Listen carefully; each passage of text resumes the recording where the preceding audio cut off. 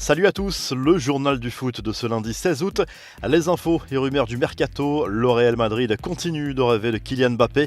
Le club merengue va tenter une dernière offensive cette semaine pour tenter d'arracher la signature de l'attaquant français qui a été conspué samedi par le public du Parc des Princes avant de répondre parfaitement sur le terrain. Selon Marca, le Real Madrid a des raisons d'y croire dans ce dossier et la principale raison est toujours la même, la non-prolongation de contrat du champion du monde qui pourrait s'exprimer rapidement sur son avenir. Mbappé doit sortir du silence pour clarifier sa situation. La presse espagnole, elle, est persuadée qu'un transfert avant le 31 août est possible et voit les petits signes un peu partout, à l'image de cette fête organisée ce week-end pour l'anniversaire d'Ander Herrera. Messi était de la partie comme toutes les stars du PSG, sauf Kylian Mbappé, dont le contrat actuel se terminera, on le rappelle, en 2022. Au PSG toujours, Layvin Kurzawa est emballé par le projet proposé par Lyon. Le latéral français s'est mis d'accord avec le club rhodanien qui doit désormais négocier un transfert avec le PSG. Le club parisien n'est pas opposé à ce départ, cela permettrait de renflouer un peu les caisses après ce mercato XXL. Enfin, Diego Costa rebondit au Brésil. Sans club depuis la fin de l'année 2020, l'ancien buteur des Colchoneros s'est engagé en faveur de l'Atlético Mineiro au Brésil, l'ancien club de Jorge Sampaoli. Les infos en bref, c'est ce qu'on appelle une première manquée pour Manchester City en Première Ligue. Le champion au titre est tombé d'entrée sur la pelouse de Tottenham lors de la première journée.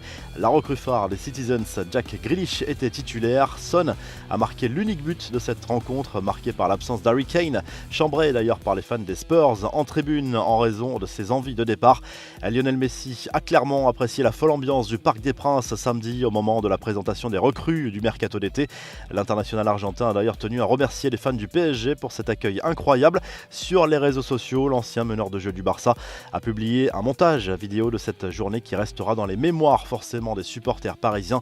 À Barcelone, en revanche, les supporters catalans restent amers concernant ce départ de l'Argentin pour la capitale française, mais la principale cible reste le président Laporta. À la 10e minute du match entre le FC Barcelone et la Real Sociedad dimanche, les supporters catalans ont rendu hommage à l'international argentin avec des chants et des applaudissements. Le club blaugrana ne pouvait pas retenir son idole malgré tous les efforts financiers, notamment des joueurs.